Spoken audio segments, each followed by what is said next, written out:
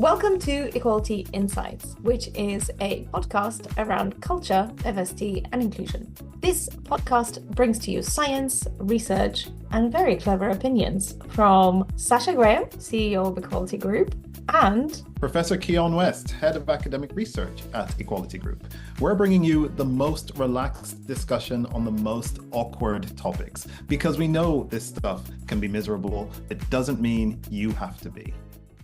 Keon. One of the things that has come up in conversations and is a bit of a contested topic is how should we refer to women? The question is really about the word females.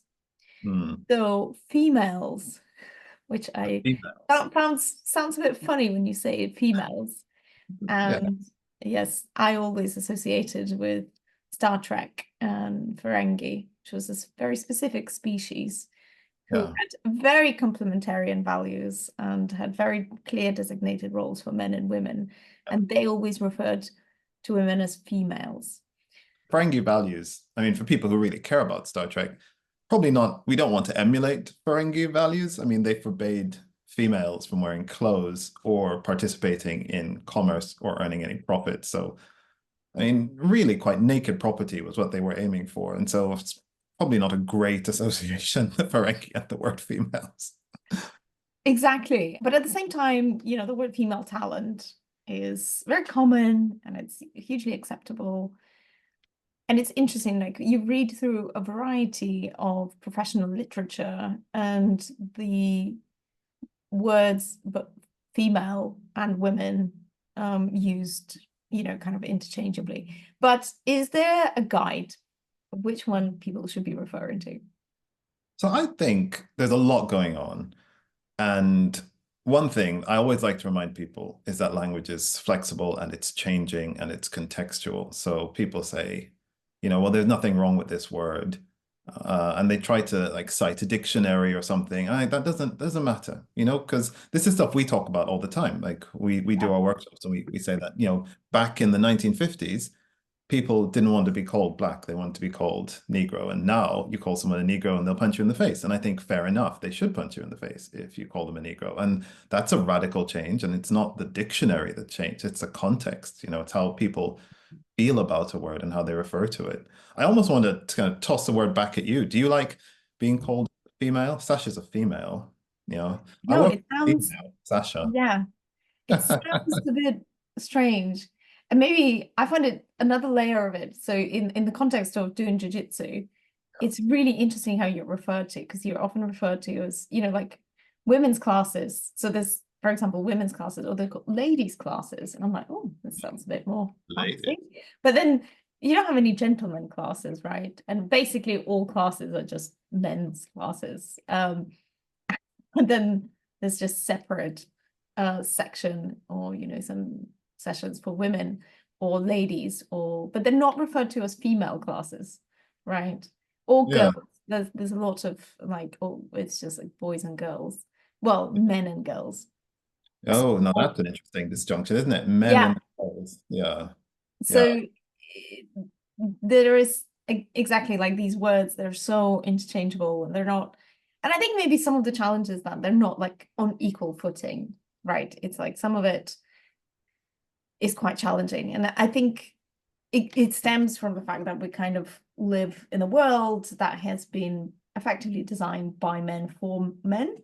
So women historically advocating trying to get the same level of rights and footing and exposure are kind of coming in. And I think this is probably why these questions are coming up. Yeah, I think so. And I always think when we're talking about difficult language and it's hard to put our finger on why it's difficult, I always think scale it back, like peel off all the layers of politeness and see what's under the layers of politeness. And so I think you're right that the reason why it makes us uncomfortable, all of these things, so using, you know, the men and the girls and the men and the females, like this is because if we peel back the layers and we go back not very long, or even to some people today, there are people who think women are children, women are animals, women are property, women shouldn't speak, women are led by their biology, women cannot hold leadership positions. And then you can ask yourself, legitimately, is any of this reflected in the language we use? And if I were to hear someone saying, oh, there's a group of males and females, my first thing is David Attenborough. There's a group of males on the other side of the river. They're observing the females. That's my best, like, David Attenborough impression. And like you think of animals, right? So you go to work and it's like, oh, there's men and there's females. Like, okay, well, men have jobs. They're probably wearing jackets. They probably pay taxes, but the females are probably pregnant or something because that's what they do. That's the first thing that jumps into your head. Yeah, it's like that, the biological association with the word female. Yeah. And that's uncomfortable. It is. And I think that's why the fact that it's not men and women is uncomfortable. And it Mhm. should be. And similarly, why isn't it men and women? It's men and girls. That's uncomfortable because it reminds you that women are infantilized. They're not real adults. They're not real people. They're girls. Yeah. And so whenever you find that in the language, you just dig back the layers and you can probably find out why it's making you uncomfortable. Yeah. And I think that's also how I think about it, is that does the juxtaposition create a hierarchy? Yeah. Like, what are we trying to communicate and what are we trying to say? And I think that is, that is often my approach in terms of thinking, like, is this okay? Is this not okay? Well, it depends on the context. It really does, right? And I think a lot of it, especially with language, especially with behaviors, like there's just some contexts that you have to acknowledge the boundaries that you're operating Yeah. within and stay committed to those. Yeah. And I think, different contexts definitely demand different kinds of language. So, over loos, if I were to see ladies and gentlemen over the pictures of like a loo in a pub, probably wouldn't bother me. Although most pubs don't even do that anymore. They just have like a picture of a stereotypically male object and a picture of a stereotypically female object. And even those, I don't know. I have no idea. Like people don't necessarily use those. But my point is what you'd say over a loo door and what you'd say in a meeting at work shouldn't be the same. Mm. Language used to describe infants and the language used to describe adults should not be the same. And as long as you're being appropriate within the context, and as long as you're being consistent within the context, I think it's especially the inconsistencies that make people feel weird. Because I almost never hear people, I mean, sometimes, but very rarely do I hear people saying, the males at work. I'm like, that never happens. Like Yeah, the men at work. I don't get that very much. yeah. And of course, there's now that layer of complexity that a lot of people coming out with and saying that they don't identify with either being male or female Yeah. or a man or a woman, right? So you also have to be accommodating of that. Quite a lot of companies and organizations are really aware of it and they try to use more inclusive language where you don't necessarily have to address people by their gender. Yeah. And I think that's a great move and in good directions. And we don't need to then break down the world into something as biological and crude as male and females. And if you're going to go back to Star Trek, because we like Star Trek, there was it Star Trek Insurrection? I think it was actually, which wasn't heralded as one of the best films.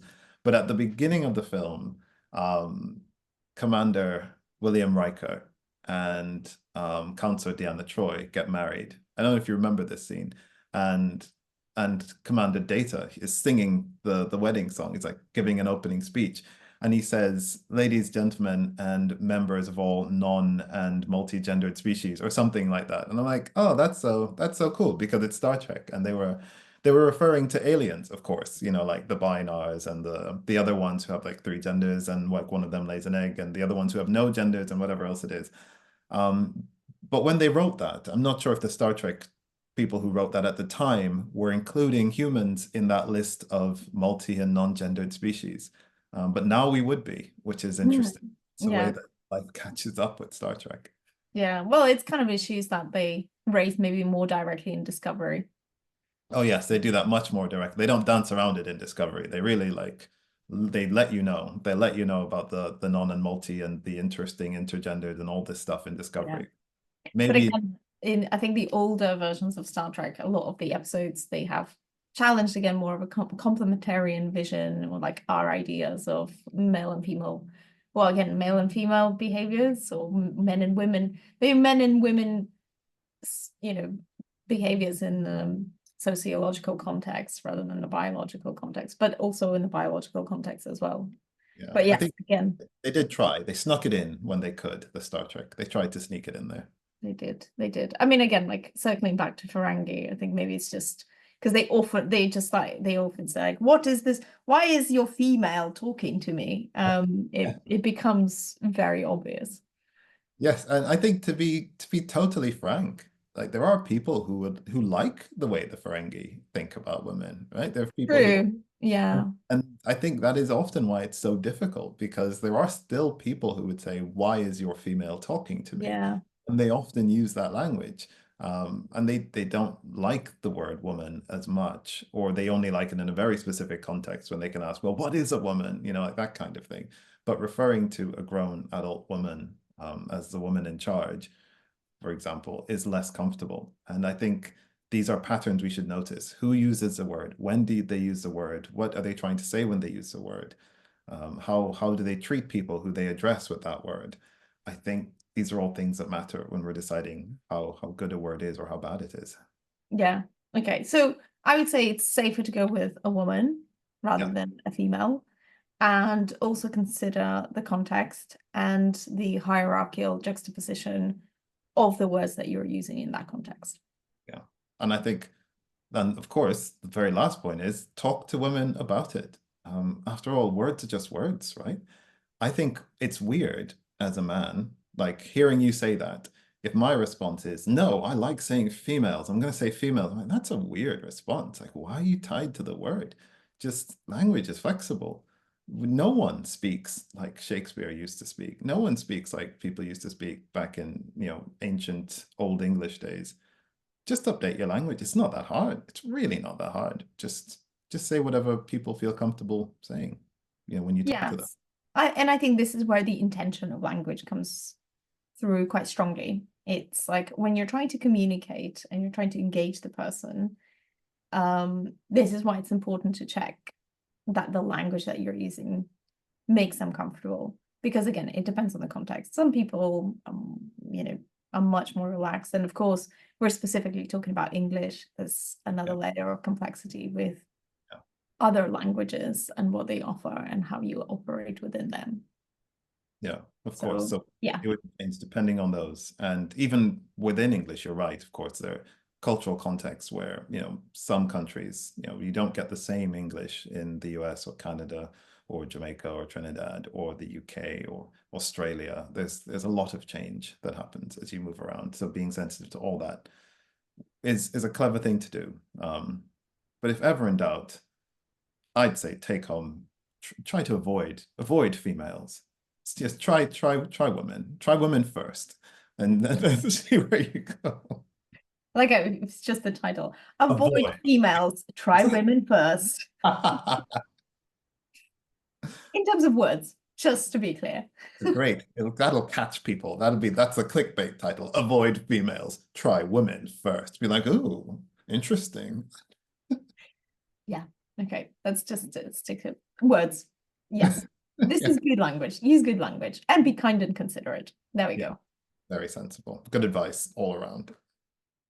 Thank you for listening to Equality Insights. We would love to hear from you. So do get in touch on social media channels or email us directly. Yes, get in touch. We'd love to hear what you think, and we'd love you to suggest topics that you'd find interesting. See you next week.